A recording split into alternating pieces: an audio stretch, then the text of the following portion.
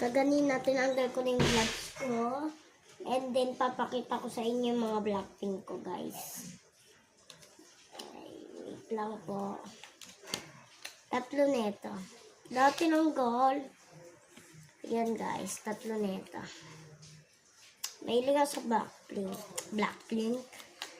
Ito, kung gusto nyo. Ayan, oh. Ayan, maganda yan. Nailaw-ilaw pa. Totoo to, guys. Tingnan nyo, ilaw yan. Ang galing. Laki yan. Bakit? Tisha, tawag ka. Tawag ka muna. Blackpink ba yan? Blackpink.